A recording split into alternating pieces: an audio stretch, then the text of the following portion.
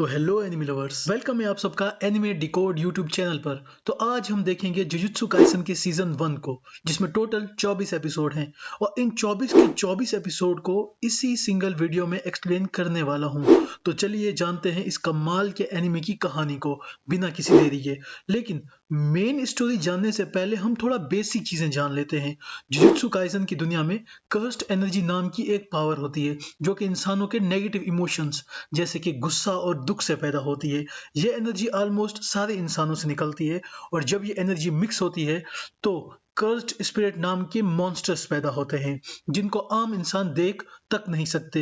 ये कर्सेस हर साल लाखों इंसानों को मारती हैं और इन मॉन्स्टर्स को रोकने के काम करते हैं जुजुत्सु सॉर्सरर्स। ये लोग न सिर्फ कर्स को देख सकते हैं बल्कि अपनी कर्स एनर्जी को मैनिपुलेट करके बहुत ज्यादा ताकतवर भी हो सकते हैं। अब कहानी की शुरुआत होती है एक हाई स्कूल से, जिसमें एक लड़का होता है जिसका नाम होता है यूजी इतादोरी, जो कि आम इंसानों से ज्यादा ताकतवर होता है। यूजी अपने स्कूल में एक क्लब ज्वाइन करता है जो कि भूतिया एक्टिविटीज पे रिसर्च करने के लिए बनाया गया होता है। लेकिन यूजी यहाँ क्लब के मेंबर ससागी और इगुची के साथ फालतू के भूतिया गेम्स खेलता रहता है।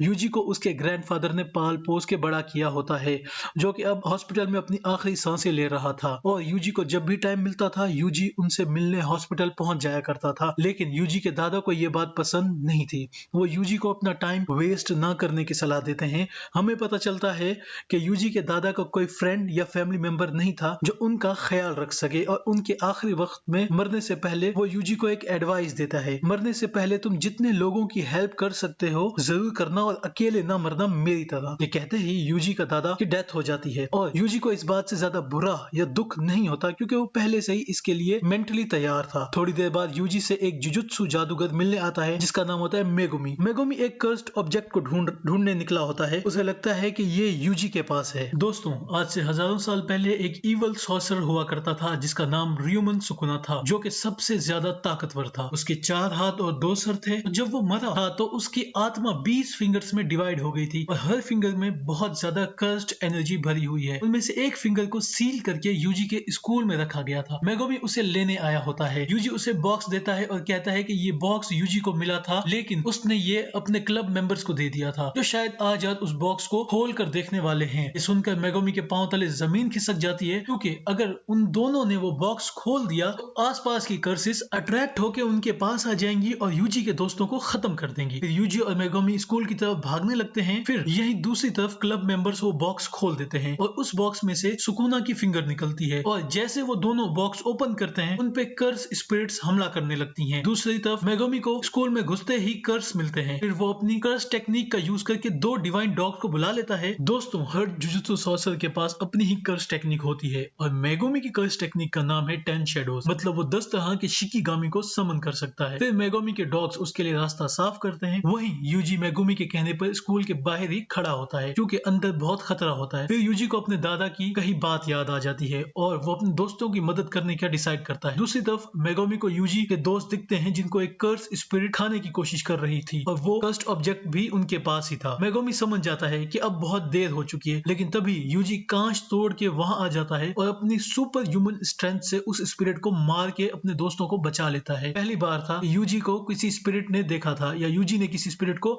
देखा था। फिर यूजी उस फिंगर के बारे में पूछता है। मेगुमी उसे बताता है कि स्पिरिट सुकुना की फिंगर की तरफ इसीलिए अट्रैक्ट होते हैं क्योंकि इसे खाने से उनके अंदर बहुत सारी पावर आ जाती है। तभी इन पर अब तक का सबसे बड़ा कर्स अटैक होता है, जिसकी वजह से मेगुमी की भी हालत खराब हो जाती है।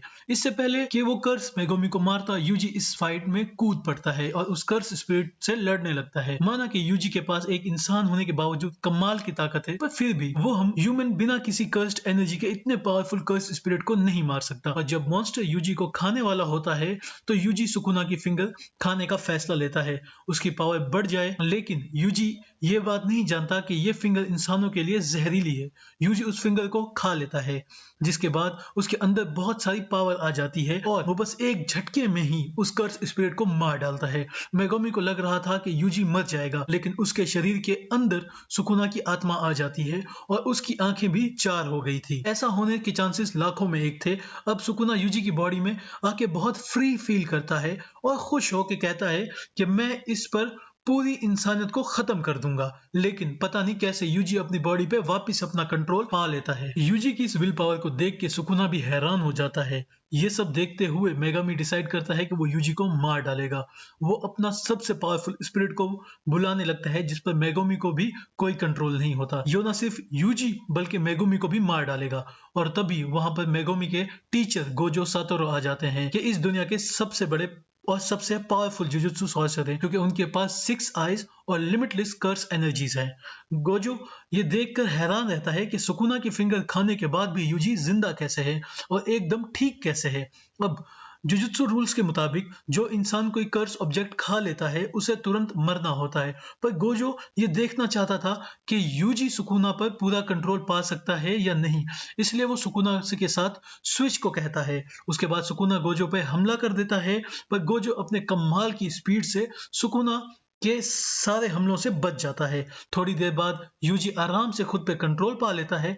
फिर गोजो उसे बेहोश कर देता है और मेगोमी को बताता है कि यूजी में सुकुना तक को कंट्रोल करने की ताकत है, जो कि एक करिश्मे से कम नहीं है। अगले दिन हम जुजुत्सु हाई को देखते हैं, जो कि जुजुत्सु सॉर्सरर्स का स्कूल है जिसमें गोजो ने भी पढ़ाई की। इस स्कूल को जो लोग मैनेज करते हैं उन्हें हायर अप कहा जाता है, जो कि यहाँ के रूल्स बनाते हैं। जैसे ही उन्हें यूजी के बारे में पता लगता है, उन्होंने उसे मारने का ऑर्डर दे दिया थे, जो कि गोजो ने रिक्वेस्ट करके मना कर दिए थे, क्योंकि गोजो के पास एक बेस्ट आइडिया है कि अगर वो यूजी को सुकुना की सारी फिंगर्स खिला दे और फिर उसे मार दे तो सुकुना पूरी तरीके से खत्म हो जाएगा। और हाँ, इन फिंगर्स को तबाह भी नहीं किया जा सकता। तो अब यूजी के पास दो ऑप्शन है, या तो वो अभी मर जाए या फिर इस दुनिया में से सुकुना को खत्म करके मरे। यूजी गोजो के प्लान के लिए मान जाता है, क्योंकि इसके दुनिया के लोगों की मदद होगी और शायद यूजी दुनिया से का पहला इंसान होगा जो सुकुना का वेसल बनने के काबिल है। और अगर वो इस टैलेंट का यूज नहीं करेगा तो उसे बहुत पछतावा होगा। और इसी के साथ यूजी दूसरी फिंगर भी खा लेता है। फिर वो लोग जुजुत्सु स्कूल जाते हैं, जहाँ पे प्रिंसिपल यागा के साथ इंटरव्यू के बाद यूजी का फर्स्ट ईयर में स्कूल में एडमिशन हो जाता है। इस क्लास में सिर्फ 3 लोग थे, एक था यूजी, दूसरा मेगोमी और तीसरी थी नोबारा। नोबारा एक गांव में रहती है और टोक्यो जैसे बड़े शहर में आना उसके लिए सपने जैसा था। और तभी गोजो नोबारा का टेस्ट करने के लिए उन्हें एक भूतिया बिल्डिंग में ले जाता है, जहां पर एक कर्स था। अंदर जाते हुए यूजी और नोबारा अलग हो जाते हैं, क्योंकि उनके बीच बिल्कुल नहीं बन रही थी। लेकिन यूजी अपनी कमाल की पावर्ड कर्स टूल्स के साथ एक स्पिरिट को मार गिराता है। कर्स टूल्स ऐसे हथियार होते हैं जिनका यूज करके कोई भी किसी कर्स को मार सकता है। इनमें पहले से कर्स्ड एनर्जी भरी होती है। नोबारा के पास भी एक कर्स टूल है जिससे वो एक डमी कर्स को मार देती है, लेकिन 4th फ्लोर पर उसे एक रियल कर्स मिलती है जिसने एक बच्चे को हॉस्टेज बना रखा था। अब शहर में मौजूद कर्स्ड एनर्जी गांव के मुकाबले ज्यादा होती है, इस वजह से यहाँ के कर्स इंटेलिजेंट होते हैं।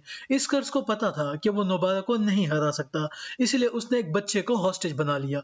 अब नोबारा को सरेंडर करना पड़ता है और तभी यूजी दीवार तोड़कर अंदर आ जाता है, जिसे देखकर स्पिरिट और नोबारा दोनों ही शॉक हो जाते हैं। यूजी जल्दी से बच्चे को बचा लेता है और नोबारा अपने कर्स टूल की मदद से कर्स स्पिरिट को मार डालती है। फिर नोबारा यूजी को थैंक्स बोलती है। फिर हमें पता लगता है कि जब नोबारा छोटी थी तब उनके गांव में टोक्यो की एक फैमिली रहने आई थी, लेकिन लोकल्स उन्हें पसंद नहीं करते थे, जिस वजह से उस फैमिली को दोबारा वापस टोक्यो जाना पड़ा।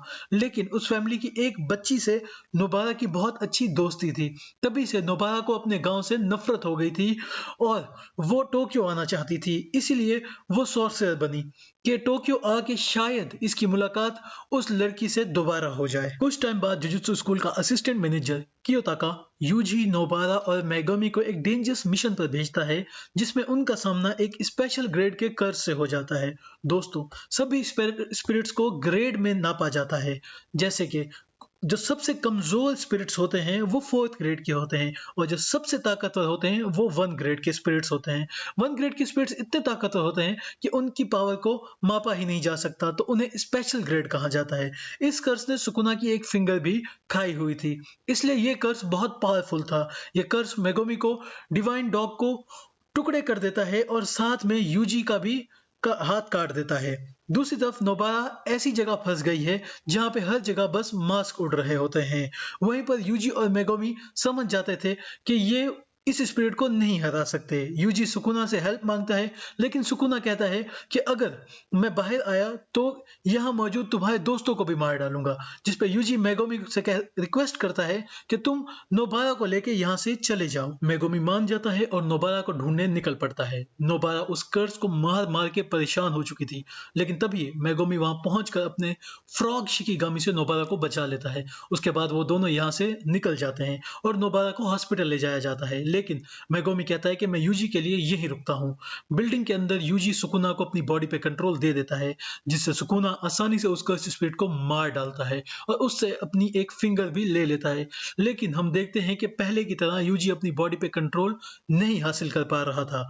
मतलब अब सुकुना जो चाहे वो कर सकता है। सुकुना पहले तो अचानक से मेगोमी के पास आ जाता है और फिर यूजी की बॉडी से उसका दिल निकाल देता है, ताकि अगर यूजी कंट्रोल ले ले तो उसकी तुरंत डेथ हो जाए। ऊपर से सुकुना अपनी एक और फिंगर खा लेता है, जिससे उसकी पावर और बढ़ जाती है। साथ ही रिवर्स कर्स टेक्निक से सुकुना यूजी का कटा हुआ हाथ भी वापस ला देता है। फिर मेगोमी और सुकुना की लड़ाई होने लगती है, जिसपे सुकुना मेगोमी की हालत खराब कर देता है और साथ ही उसका स्नेक शिकिगामी को भी मार डालता है, जिसे अब मेगोमी कभी यूज नहीं कर पाएगा। लेकिन लड़ाई के दौरान सुकुना मेगोमी की लड़ाई की टेक्निक से इंप्रेस हो जाता है और कहता है कि उनके इसकी 10 शेडोज टेक्निक में इतना दम है कि मेगोमी अकेला उस स्पेशल ग्रेड मॉन्स्टर को हरा सकता था। अब मेगोमी समझ जाता है कि वो सुकुना को से नहीं जीत सकता और फिर से खुद को कुर्बान करने के लिए तैयार हो जाता है और अपना सबसे पावरफुल शिकिगामी को समन करने लगता है, जो कि उसे और सुकुना दोनों को मार देगा। अब मेगोमी कहता है कि उसने यूजी को इसलिए बचाया था ताकि उसे अच्छे लोगों को कभी मरता हुआ नहीं देखना चाहता और वो अपने फैसले पर कभी भी नहीं पछताएगा। ये सारी बातें यूजी सुन लेता है और सुकुना से अपना कंट्रोल वापस ले लेता है, क्योंकि उसके दिल बॉडी से बाहर होता है तो यूजी की वहीं पे डेथ हो जाती है।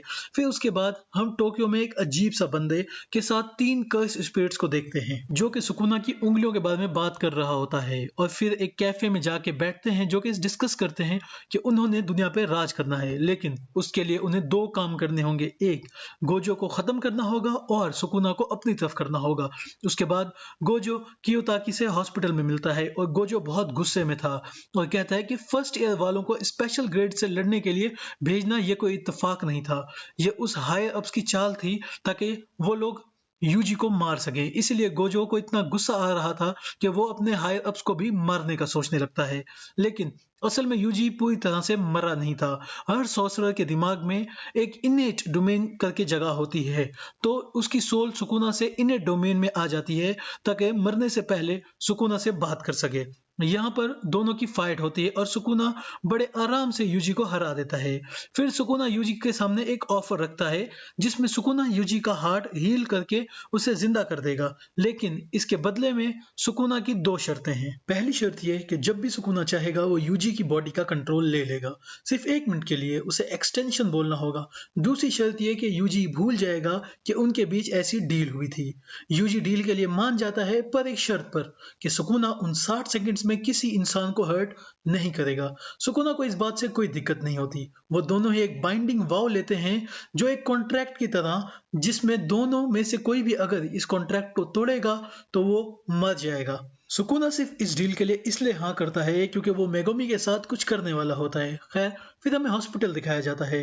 कियोताकी गोजो से पूछता है कि आप टीचर ही क्यों बन गए, जिसपे गोजो कहता है कि दुनिया में करप्शन बहुत बढ़ गया है और यूजी की डेथ उसी का रिजल्ट है, और अगर वो चाहे तो सारे हायर अप्स को मार सकता है, लेकिन उसका कोई फायदा नहीं, क्योंकि फिर कोई उन हायर अप्स की जगह ले लेगा और फिर मुझे फॉलो करने वाला भी कोई नहीं रहेगा।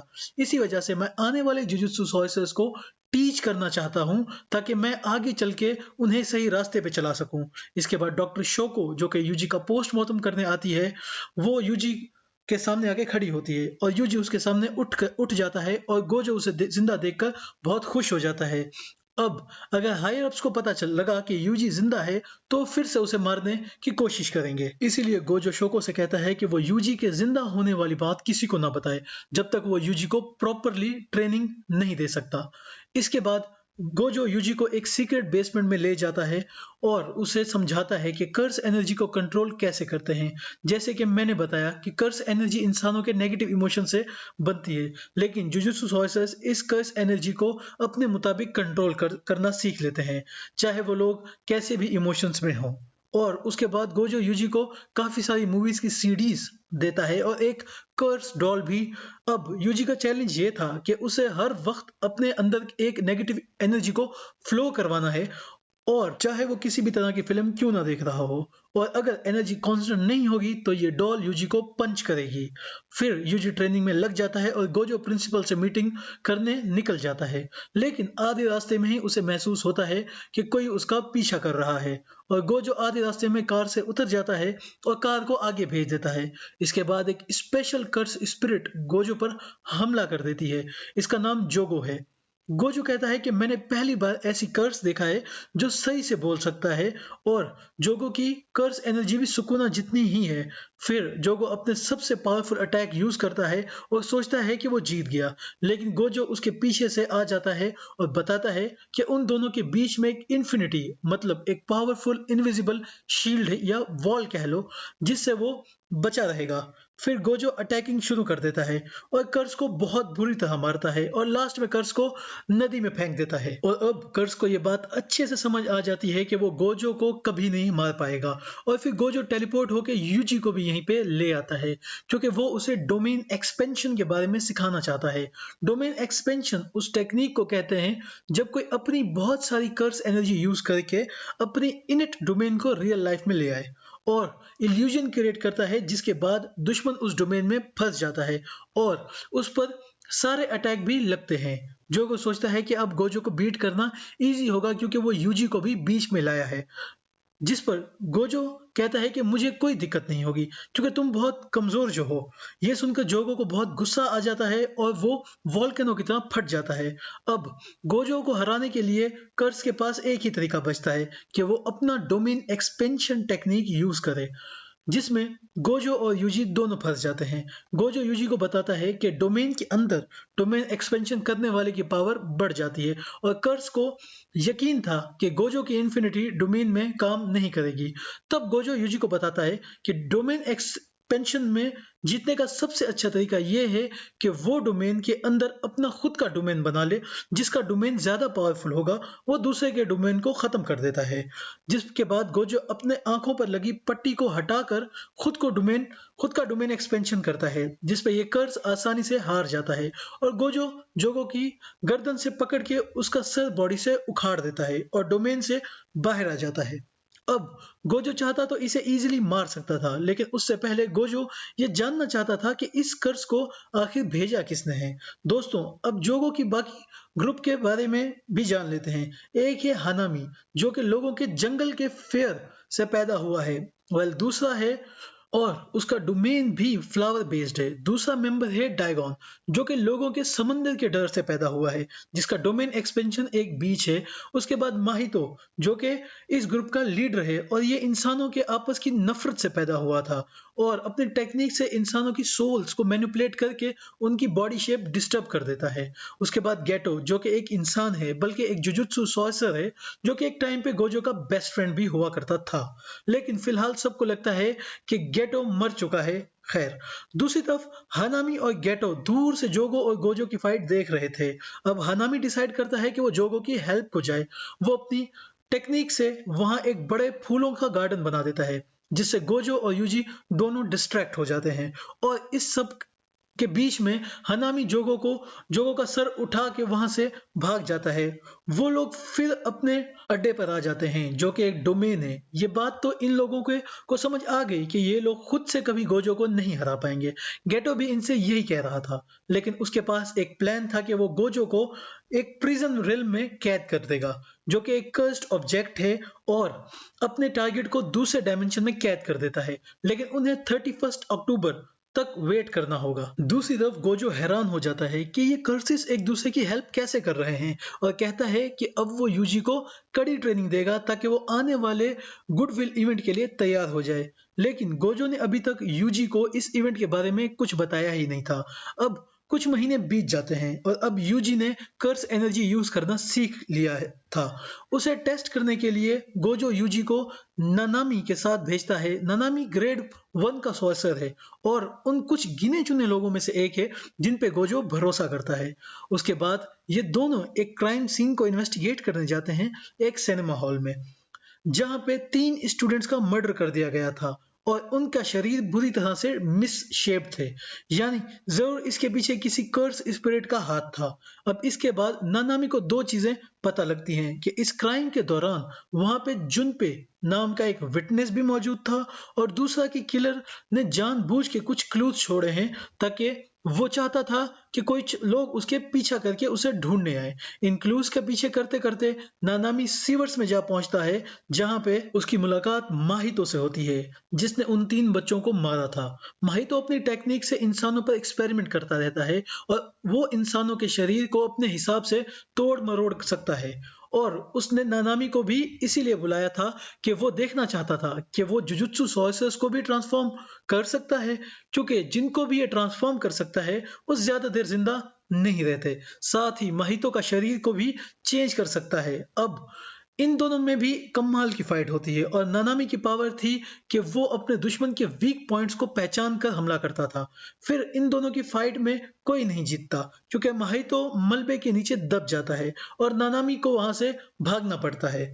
इसी समय यूजी को उस विटनेस के पास पूछताछ करने भेजा गया था और उसे पता लगता है कि वो लड़का भी कर्सिस को देख सकता है और उन लड़कों के मर्डर भी इसी के आंखों के सामने हुआ है। लेकिन जुनपी को इस बात का कोई दुख नहीं था। असल में वो तीनों लड़के जुनपी के स्कूल में ही पढ़ते थे और उसे रोज मारा पीटा करते थे। उन्होंने जुनपी की लाइफ नरक जैसी कर रखी थी। मर्डर के बाद माहितो जुनपी से मिला था क्योंकि जुनपी उसके काम आ सकता था। जैसे हमने ये जाना था कि इनके दूसरे गोल सुकुना को अपनी तरफ करना है, इसीलिए माहितो चाहता था कि जुनपी यूजी से दोस्ती कर ले और जब जुनपी से यूजी पूछताछ करने आता है तो तभी वो ऐसा ही करता है।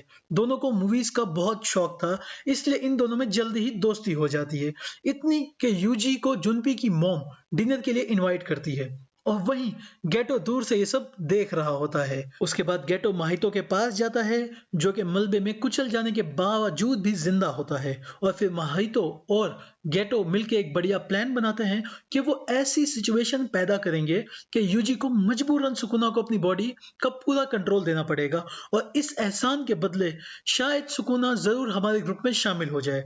और अगले दिन वो यही करते हैं और जुनपी अपने स्कूल में अपने बुलीज को पे अटैक कर देता है और यूजी वहां आके उसे रोकता है और समझाता है और जुनपी समझ भी जाता है कि वो गलत है। लेकिन तभी पीछे से माहितो यहाँ आके जुनपी को ट्रांसफॉर्म करके एक भद्दा सा क्रीचर बना देता है और वो भी यूजी की आंखों के सामने। और अब यूजी के पास ऐसा कोई पावर नहीं थी जिससे वो अपने दोस्त को वापस ट्रांसफॉर्म कर सके।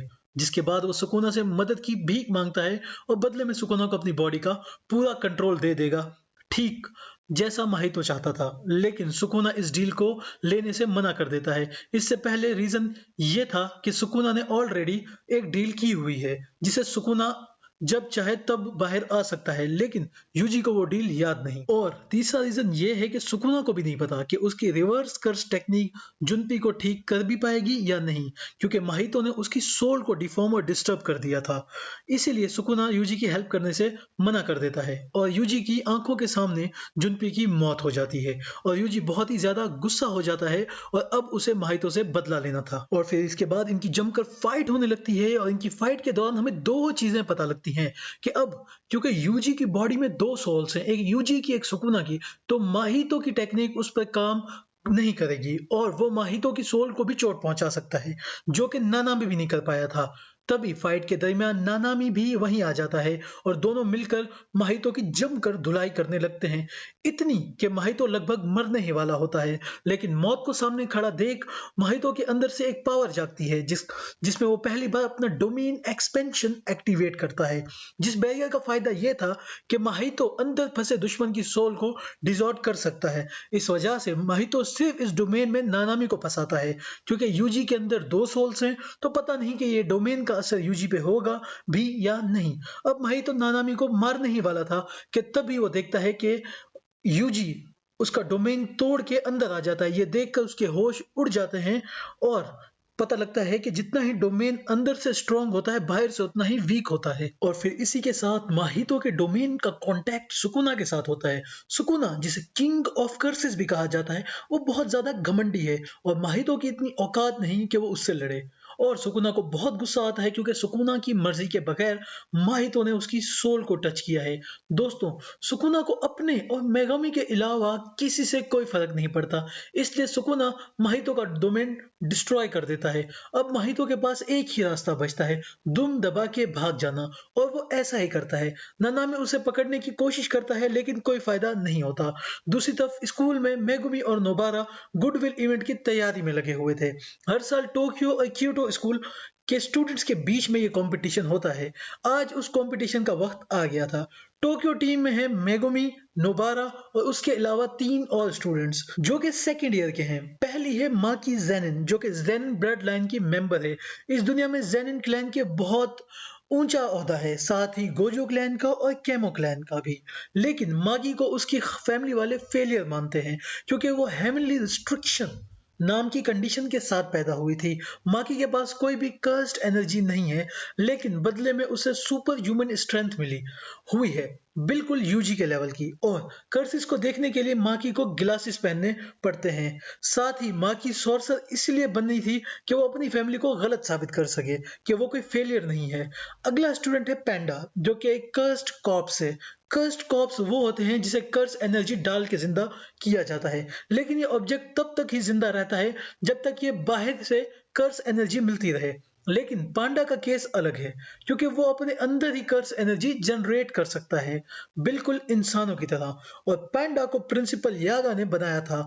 अगला स्टूडेंट है टोगे जिसकी पावर है कर्स स्पीच। ये अपनी आवाज से अटैक कर सकता है और ये बस राइस बॉल्स के इंग्रेडिएंट्स में ही बात करता है, क्योंकि अगर ये नॉर्मल वर्ड्स बोलेगा तो ये अपने दोस्तों को बहुत चोट पहुंचाएगा, और इसी वजह से इसने अपनी फैमिली और अपने गांव को भी डिस्ट्रॉय कर दिया था। अब बात करते हैं क्योटो स्कूल की, जिनमें से पहला है माई जेनिन जो कि माकी की जुड़वा बहन है और उन दोनों में बिल्कुल नहीं बनती। अगला स्टूडेंट है टोडो जो कि क्योटो का सबसे स्ट्रॉन्ग स्टूडेंट है। उसे लड़ाई करना बेहद पसंद है। उसने मेगोमी से पहली मुलाकात में पूछा था कि तुम्हें किस तरह की लड़कियां पसंद है। उसे मेगोमी का जवाब पसंद नहीं आया तो उसने मेगोमी की जमकर धुलाई की थी। उसे बोरिंग लोग बिल्कुल पसंद नहीं है और वो एक के पॉप स्टार का बहुत बड़ा फैन है। उसके बाद मेकामारू जो कि एक रोबोट है। इस रोबोट को एक असली इंसान कंट्रोल करता है, लेकिन ये भी माकी की तरह सेम कंडीशन में पैदा हुआ था और ये बॉडी के थ्रू बहुत ही वीक है, लेकिन अपनी कर्स एनर्जी से ये काफी दूर तक के पपिट्स को कंट्रोल कर सकता है। बाकी स्टूडेंट्स हैं केमो, मीवा और मोमो। ये सभी अपने स्कूल के लीडर लॉरी के साथ यहाँ आए हैं। तभी गोजू एक डब्बा लेके आता है और काफी नौटंकी करने के बाद ये रिवील करता है कि यूजी तो अभी जिंदा है, वो मरा नहीं है, क्योंकि मेगोमी और नोबारा के लिए यूजी 2 महीने पहले ही मर गया था और ये उसके लिए बहुत रो भी लिए थे। तो यूजी को वापस जिंदा देखकर उन्हें समझ नहीं आता कि कैसे रिएक्ट करें, लेकिन वो अंदर से बहुत खुश थे। लेकिन यूजी को ये देख के बहुत बुरा लगता है कि कोई भी उसके लिए आने पर खुश नहीं था, स्पेशली क्योटो स्कूल के प्रिंसिपल गाकुगंजी। ये उन हायर अप्स में से एक था जिन्होंने यूजी को मरवाने का प्लान बनाया था। जब उसे पता लगता है कि यूजी जिंदा है तो वो अपने स्टूडेंट्स के साथ मीटिंग करता है और उन्हें कहता है कि वो लोग इवेंट के दौरान यूजी को मार दें ताकि सब लोगों को यही लगे कि ये एक एक्सीडेंट में मारा गया।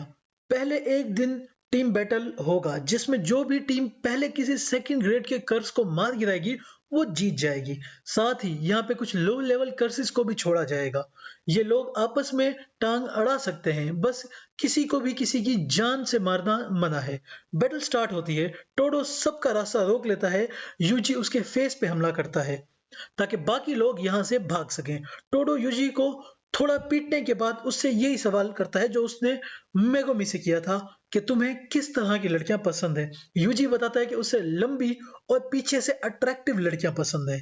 यूजी का जवाब सुनकर टोडो इमोशनल हो जाता है क्योंकि दोनों की सेम टाइप थी। इसीलिए टोडो यूजी को तुरंत अपना बेस्ट फ्रेंड मान लेता है। अब प्लान के मुताबिक क्योटो वाले स्टूडेंट्स यूजी को मारने के लिए आते हैं, लेकिन टोडो उन सबको भगा देता है क्योंकि वो अकेला यूजी से लड़ना चाहता था। यूजी से लड़ते लड़ते टोडो उसे की और भी ज्यादा रिस्पेक्ट करने लगता है और साथ ही वो यूजी को कर्स एनर्जी सही से इस्तेमाल करना भी सिखाता है। दूसरी तरफ पैंडा और मेकामारू की लड़ाई होती है जिसे पैंडा अपनी गोरेला मोड में आकर बड़ी आसानी से हरा देता है। फिर माकी और मावी को हरा देती है और नोबारा मोमो को।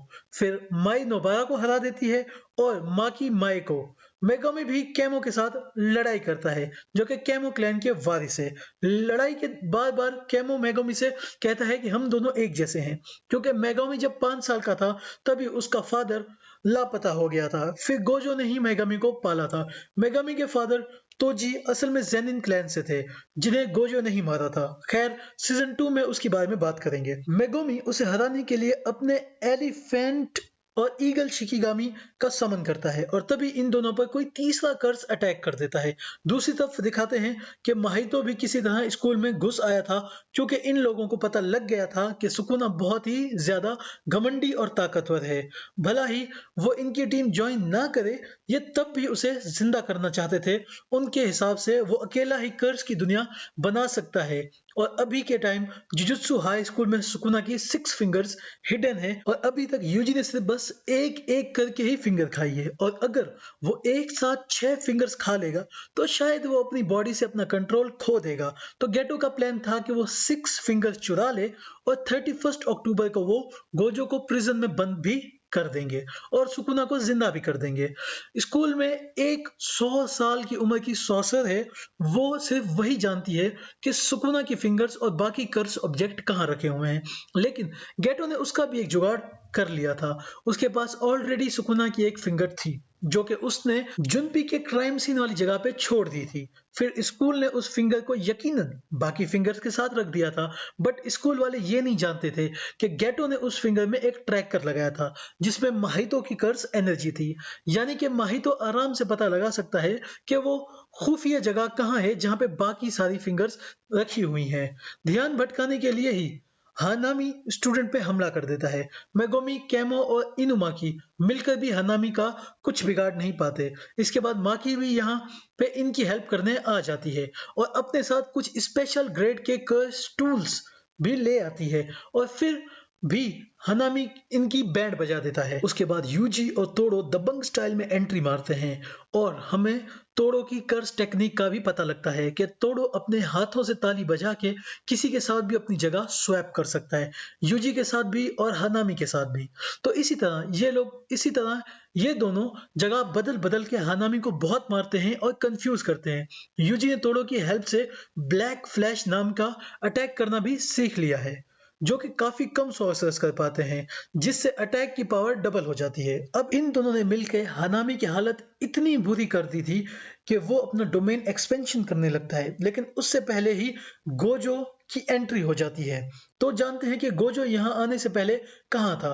तो हमला करने से पहले इन लोगों ने स्कूल के चारों तरफ एक बैरियर बना दिया था जो सिर्फ गोजो को बाहर रखने के लिए बनाया गया था। बाकी लोग आराम से अंदर बाहर जा सकते थे। इस टेक्निक को कर्टेन कहते हैं और ये कर्टेन का अलग अलग रूल्स होते हैं, लेकिन इस कर्टेन का बस एक ही रूल था, गोजो को बाहर रखना। अब लोरी और काकुगांजी अंदर जाते हैं जहां उन्हें एक कर्स यूजर मिलता है। काकुगांजी अपना गिटार निकालकर उससे लड़ने लगता है, लेकिन तब भी किसी वजह से वो बैरियर खत्म हो जाता है और अब गोजो आसमान में उड़ रहा दोनों दुश्मनों को देखता है। सबसे पहले वो कर्स यूजर के हाथ पांव तोड़ देता है ताकि बाद में उससे पूछताछ कर सके। उसके बाद हानामी को मारने के लिए गोजो एक बड़ा सा लॉन्ग रेंज अटैक करता है जिसका नाम होता है होलो टेक्निक पर्पल। यह अटैक इतना बड़ा था कि किसी को पता नहीं लगता कि हानामी मर गया या भाग गया, लेकिन हानामी जिंदा बच के निकल जाता है। फिर इन सब के बीच माहितो चोरी कर लेता है। उसने सुकुना की 6 फिंगर्स तो चुराई ही थी, लेकिन साथ में 3 डेथ पेंटिंग्स भी चुरा ली थी। अब इस कांड के बाद गोजो को एक बात तो समझ आ ही गई थी कि हमारे बीच में कोई खबरी छुपा हुआ है जो इन सबको हमारे बीच की खबर दे रहा है। इसी के साथ ये गुडविल इवेंट भी एलिमिनेट हो जाता है, लेकिन तोड़ो सारे स्टूडेंट्स को मना लेता है और कहता है कि उन्हें कंपटीशन कंटिन्यू रखना चाहिए। और दूसरे दिन ये सब मिलके बेसबॉल मैच खेलते हैं जो कि गोजो का आइडिया था, जिसमें यूजी आराम से अपनी टीम को जितवा देता है। वैसे तो हायर अप्स अब भी यूजी को मरवाना चाहते थे, लेकिन प्रिंसिपल यागा गाकुगांजी को कन्विंस कर लेता है कि वो यूजी के पीछे छोड़ दे, क्योंकि यूजी काफी टैलेंटेड है और फ्यूचर में लोगों की काफी मदद भी कर सकता है। करीब 2 हफ्ते बाद यूजी, मेगुमी और नोबारा को एक मिशन पर भेजा जाता है। असल में 4 लोगों की मिस्टीरियस तरीके से मौत हो गई थी और ये चारों एक ही मिडिल स्कूल की एक ही क्लास से पढ़े थे, मतलब एक ही क्लासमेट थे।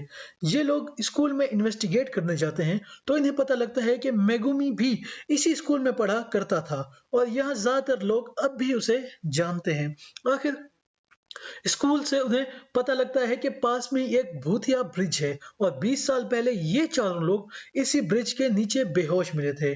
जब उन्हें होश आया तो उन्हें कुछ भी याद नहीं था कि वो वहां कैसे पहुंचे और अब 20 साल बाद उन्हीं चारों को किसी कर्स ने मार डाला है। यानी कि जो भी लोग उस वक्त ब्रिज पे गए थे उनकी अब डेथ हो रही है। उन्हें मेगुमी की ओल्ड क्लासमेट फुजिनोमा भी मिलती है जो इन्हें बताती है कि वो भी वही ब्रिज पे गई थी और उसके साथ मेगुमी की सिस्टर भी थी और पिछले हफ्ते से उसे कुछ अजीब फील हो रहा है। यानी जल्दी ही ये लड़की और मेगुमी की सिस्टर उस कर्स के हाथों मारी जाएंगी। इसीलिए मेगुमी जल्दी से जल्दी उस कर्स को मारना चाहता था और फिर उसी रात को ये तीनों ब्रिज के नीचे आके किसी बैरियर में एंटर करते हैं जहां उनका सामना एक अजीब से मॉन्स्टर से होता है जो कि यूजी और नोबारा को बैरियर से बाहर निकाल देता है। उसके बाद मेगुमी के सामने वो कर्स आता है जिसे मारना वो लोग आए थे। जी कर्स ने काफी वक्त पहले सुकुना की एक फिंगर को निगला था लेकिन तब सुकुना की फिंगर इतनी पावरफुल नहीं थी। लेकिन जब यूजी ने सुकुना की फिंगर को निगला तो उसकी सोल जिंदा हो गई और अब उसकी सारी फिंगर्स की पावर भी एक्टिवेट हो गई। इसीलिए अब ये कर्स उन स्टूडेंट्स को मार रहा है।